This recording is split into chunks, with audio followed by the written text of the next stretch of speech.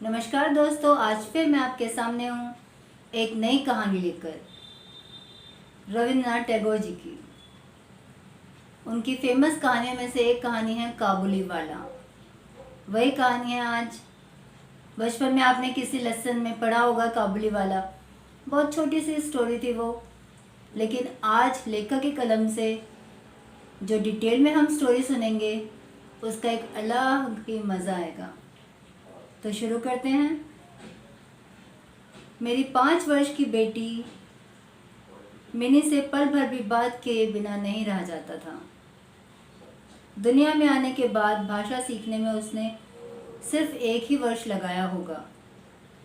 उसके बाद से जितनी देर तक सो नहीं पाती, उस समय का एक पल भी वह चुप्पी में नहीं बिताती है। उसकी माता बहुधा डांट फटकार कर उसकी चलती हुई जबान बंद कर देती है, किंतु मुझे ऐसा नहीं होता। मिनी का मौन मुझे ऐसा अस्वाभाविक सा प्रतीत होता है कि मुझसे वह अधिक देर तक सहा नहीं जाता, और यही कारण है कि मेरे साथ उसके भावों का आदान प्रदान कुछ अधिक उत्साह के साथ होता रहता है। सवेरे मैंने अपने उपन्यास के 17वें अध्याय में हाथ लगाया ही था कि इतने में मिनी ने आकर कहना आरंभ कर दिया, बाबूजी बाबूजी, रामदयाल दरबान कल काक को कुआ कहता था, वह कुछ नहीं जानता है ना बाबूजी। विश्व की भाषाओं की विभिन्नता के विषय में मेरे कुछ बताने से पहले ही उसने दूसरा प्रसंग छेड़ दिया। बाबूजी, भोला कहता था आकाश मुंह से पानी फेंकता है, इसी से वर्षा होती है। अच्छा बाबूजी, भोला झूठ मूठ कहता है ना, खाली बकबक किया करता है, दिन रात बकता रहता है। इस विषय में मेरी राय की तनिक भी राह न देखते चट से धीमे स्वर में एक जटिल प्रश्न कर बैठी, बाबूजी, माँ तुम्हारी कौन लगती है? मन ही मैंने कहा,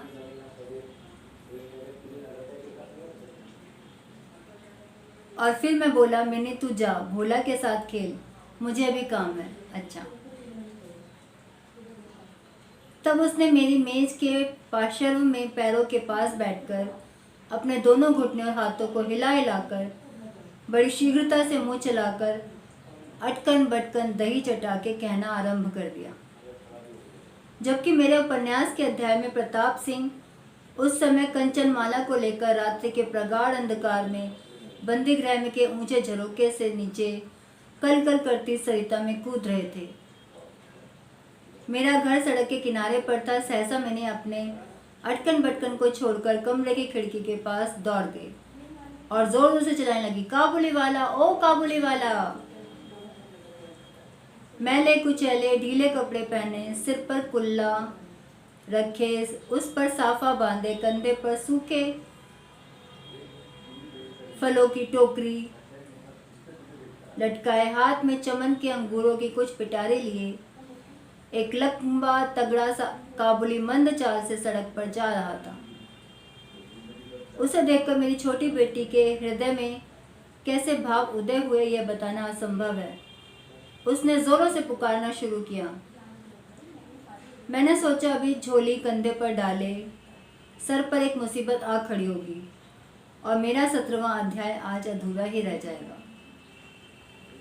किंतु मिल्ली के चिल्लाने पर जो ही काबुली वाले ने हंसते हुए उसकी ओर मुंह फेरा और घर की ओर बढ़ने लगा, त्यों ही मैंने भय खाकर भीतर भाग गई। फिर उसका पता ही न लगा कि कहाँ छिप गई। उसके छोटे से मन में वह अंधविश्वास बैठ गया था कि इस मैली कुचैली झोली के अंदर ढूंढने पर उस जैसी और भी जीती जागती बच्ची निकल सकती है। इधर काबुली वाले ने आकर मुस्कुराते हुए मुझे हाथ उठाकर अभिवादन किया और खड़ा हो गया। मैंने सोचा वास्तव में प्रताप सिंह और कंचनमाला की दशा अत्यंत संकटापन्न है, फिर भी घर में बुलाकर इससे कुछ न खरीदना अच्छा नहीं होगा। कुछ सौदा खरीदा गया। उसके बाद उसने इधर उधर की बातें करने लगा। रहमत, रूस, अंग्रेज, सीमांत रक्षा के बारे में गपशप होने लगी। अंत में उठकर जाते हुए उसने अपनी मिली जुली भाषा में पूछा, बाबूजी, आपकी बच्ची कहाँ गई? मैंने मिनी के मन से व्यर्थ का भय दूर करने के अभिप्राय से उसे भीतर से बुलवा लिया। वह मुझसे बिल्कुल लगकर काबुली के मुख और झोली की तरफ संदेहात्मक दृष्टि डालती हुई खड़ी थी। काबुली ने झोली में से किशमिश और खुबानी निकाल कर देनी चाहिए, पर उसने नहीं ली और दुगने संदेह के साथ मेरे घुटनों से लिपट गई। उसका पहला परिचय इस प्रकार हुआ। इस घटना के कुछ दिन बाद एक दिन सवेरे मैं किसी आवश्यक कार्यवश बाहर जा रहा था।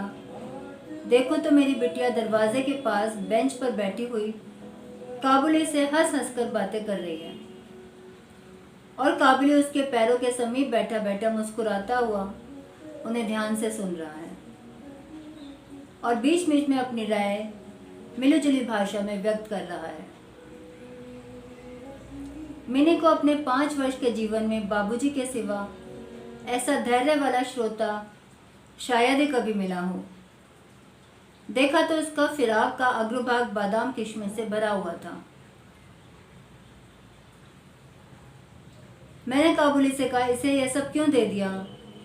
अब कभी मत देना, कहकर कुर्ते की जेब से एक अठन्नी निकालकर उसे दी। उसने बिना किसी हिचक के अठन्नी लेकर अपनी झोली में रख ली। कुछ देर बाद घर लौटकर देखता हूँ तो उस अठन्नी के बड़ा भारी उपद्रव मचा रखा है।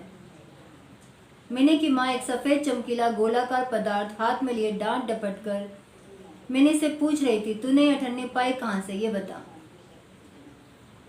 मिनी ने कहा, काबुली वाले ने दी है। काबुली वाले ने तुझे अठन्नी ली? तूने कैसे बताया क्यों नहीं? मिनी ने रोने का उपक्रम करते हुए कहा, मैंने मांगी नहीं थी, अपने आप ही दिया उसने। मैंने जाकर मिनी की उस अकस्मात मुसीबत से रक्षा की और उसे बाहर ले आया। मालूम हुआ कि काबुली के साथ मिनी की यह दूसरी ही भेंट थी। सो बात नहीं। इस दौरान में वह रोज आता रहा और पिस्ता बादाम की रिश्वत दे देकर मिनी के छोटे से हृदय पर बहुत अधिकार कर लिया। देखा कि इस नई मित्रता में बंधी हुई बातें और हंसी की प्रचलित है। जैसे मेरी बिटिया रहमत को देखते ही हंसती हुई पूछती, काबुली वाला और काबुली वाला, तुम्हारी झोली के भीतर क्या है?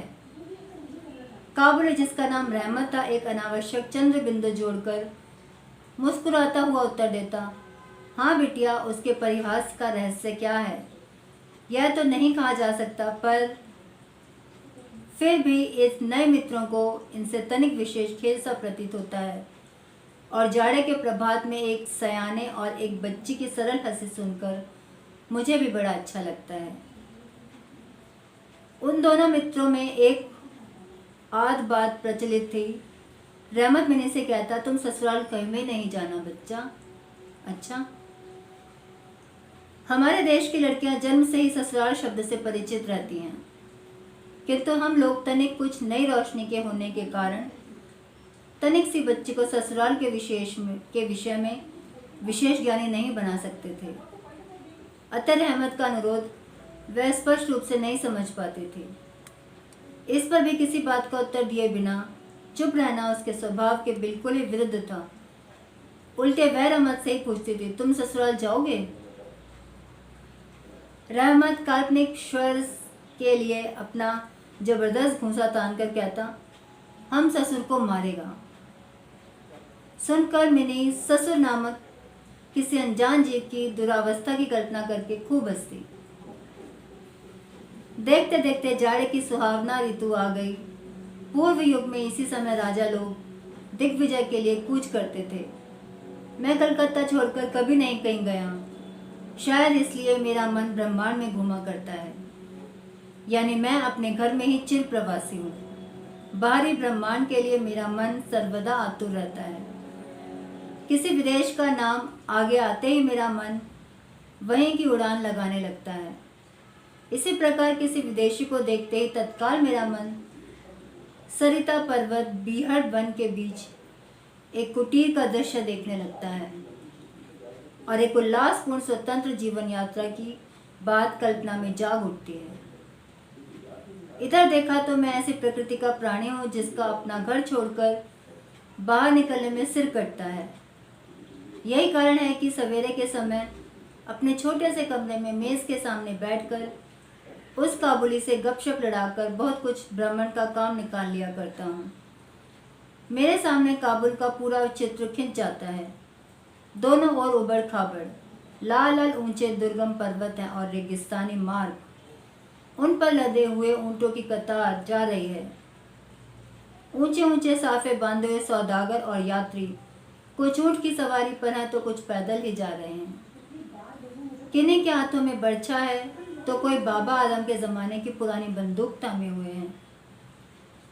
बादलों की भयानक गर्जन के स्वर में काबुली लोग अपनी मिलीजुली भाषा में अपने देश की बातें कर रहे हैं। कहानी काफ़ी लंबी है तो मैं इसको 2 पार्ट्स में करती हूँ। आज के लिए इतना ही, बाकी कहानी कल करते हैं। तब तक के लिए नमस्कार।